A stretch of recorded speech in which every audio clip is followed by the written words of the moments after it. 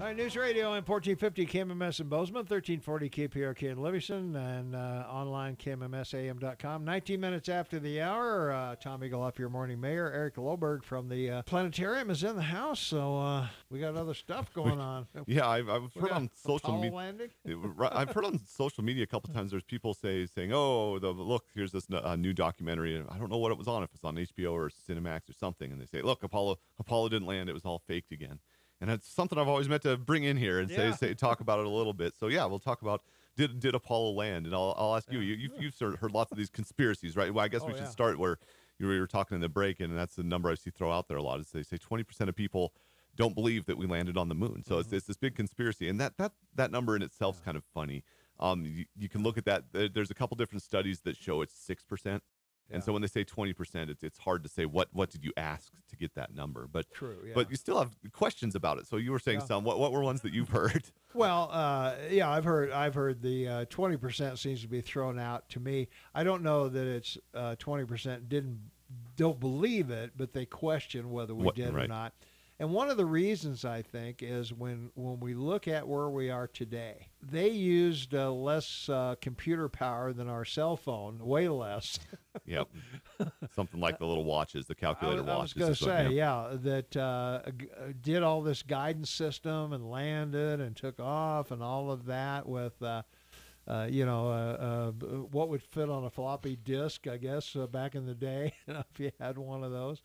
And I think that's why people question that. Well, do we really have the technology then? And obviously, since we went to the moon, and I believe we did, all of the advancements that we see in computers, laptops, all that stuff can be tied to things that were created to make that mission happen. And we've just kind of evolved from there. We've just gotten bigger and bigger. Yeah, I mean, it cost a lot of money. So it cost in those days, it cost $24 billion, which today would be maybe $150 billion. Oh, yeah, it's right up there. It's a bunch of money. So yeah, certainly. And that's one of those things where I'd point that out, is where did that money go if we didn't go to the moon? I would think creating a back lot would be a lot cheaper than that. Yeah, and you were talking about things that folks say you get weird. You'll get the weird shadow. People point to the pictures a lot, and they say, look, there's something wrong. Are wrong. There's something wrong in the pictures. The background. To which we just have to say the moon's a lot different place than Earth is, right? So one of the things you'll see a completely lit astronaut in the shadow of the lander, right? The lander's throwing us, and he's completely lit.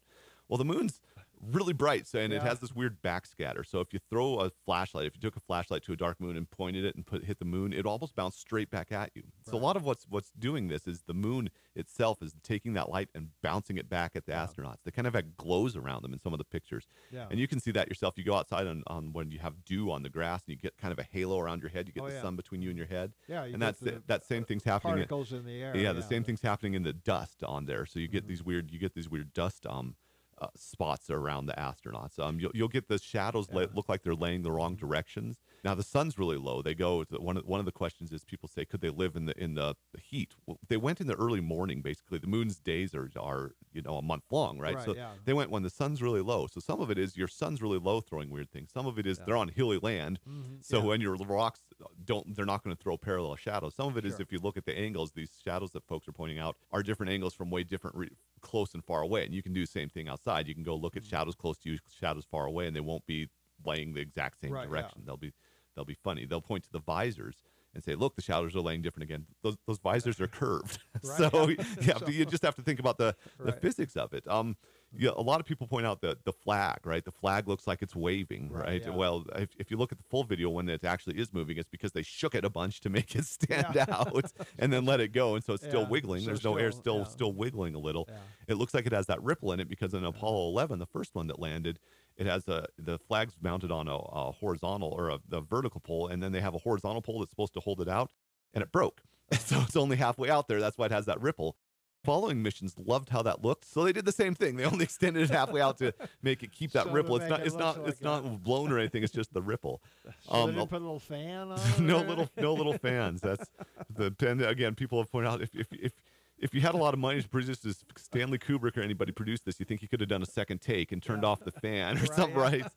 A lot of people say that the no stars, you don't see any stars in the pictures. And you can do that outside too out here, because if you want to go take a picture of something really bright, so you're talking a really bright white moon, they're in the daylight, really bright white suits, you want to get pictures of them, you have to take a super fast exposure, which is only going to grab those brightest things, and the stars aren't that bright. So if you go outside tonight and try to take something, a picture of something lit up by your light and take a really fast exposure, you're not going to see any stars in the background. It's the same thing as the moon. You have people say, what about the dust? Yeah. Shouldn't their lander came down, should have blown all the dust away, and then they shouldn't have any footprints left, right? Except you have to think again. There's no air, so the only dust that's going to move is right underneath the lander, and it's not going to move by a lot. People also point there's no crater there, right? Because as soon as your nozzle goes down, it that all disperses. So you didn't actually put that much pressure underneath it. So there's a lot of ways to look at it and kind of debunk the questions, and a lot of the questions are just photographic, and it's people that don't necessarily understand how the video was taken, how the photographs were taken, and especially don't realize it's just a different place, right? It's different lighting. But yeah, we're talking about the money. Where did that go? What about all the people? Yeah. Because you had 400,000 people and 20,000 companies work on this, and so did you shut everybody up? You sent 24 people out there that went out beyond the Van Allen belts. That went high Earth orbit, and these are all, a lot of them are military guys. Most of them lived a long time. I saw Gene Cernan just passed this last month, which was sad, the last guy that stepped on the moon. But he was the only scientist of the bunch that was sent out. But a lot of machismo going out there. So all these guys come back, and none of them say, oh yeah, we it was just all fake. It wasn't ever there. So where did your money go? What about all the people? We've taken photos now of the grounds. So we have these really good, and it's not just we America, it's we the Earth. There's been multiple missions that have gone out there around the moon. They look down. The missions are exactly where they said they were. We can see the footprints. We can see the rover tracks. Tranquility. We can see all the stuff that was out there with our missions. But also, all these little things I said, if any of this was wrong, if we did see stars in the background and a producer said, oh yeah, let's put stars in the background, all the scientists today would be pointing this out. But who would have really pointed this out is the other folks who were trying to get there. Right. If any of this was wrong, the Russians would have said, look, you faked it, and this is why. Here's the science. You guys faked this, and every single little thing was right, and everything that we get back is right. And so it's just one of those things where if you don't believe it landed on the moon, there's a lot of ways to look at that in lots of places. And I get it. Conspiracy theories are kind of fun. You want to go out there and find just the little grains of, oh, what about this? And they're now with the internet, it's easy to go find those and easy to find forums of arguing about it. But you can look up hundreds of sites that try to debunk the moon landings, and what was there? 12 people walked on the moon. 16, 12. 12. I think I reported. Yeah, 24 went and 12 landed. The death of the last man to walk on the moon there. So I guess if you've already got the set, faking 12 is easy. Well, there's some fantastic reasons where they couldn't have done it with the film they had, because they didn't. People also say, look, it was sped up or slowed down because they're bouncing, right? So they have to be on wires or something. Yeah. Well, we couldn't. There was no digital at the time. The digital wasn't ready to set that up. So you would have had to do it with film, and you would have had to slow it way down or speed it way up, which you could have done in little tiny clips. But it's not that. That's not what they did. They put the camera out there and then just let it run for hours on end. I was going to say, and so they would have. They would have had to bring these just mammoth spools of. So there's great film theorists out there too saying how there's just no way you could have actually done what they filmed when they did it. Well, there's no question. You can certainly do all kinds of special effects more now today than we could then.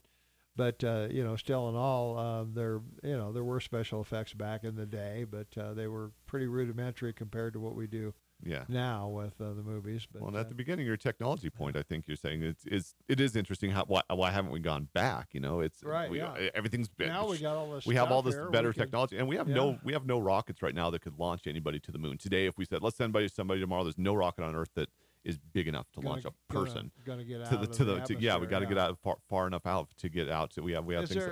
And we're getting out of time here. The music's playing. Are we getting to the point where maybe we'll be launching to other planets from the space station type things? Probably not from the space station, but we're building new rockets, and so that's the new thing. So pretty soon you'll see new rockets shooting off to the moon or maybe to Mars. Yeah. Okay. Eric Loberg, Planetarium, thanks for coming in, as usual. Great job. And, thanks for having me again. Yeah. Yeah. Well, all you conspiracy theorists can think about the landing on the moon. And while you're doing that, you can also listen to Fox News at the bottom of the hour and some other stuff. And we'll see if Chris Kukulski shows up or if he's not. We'll do open lines.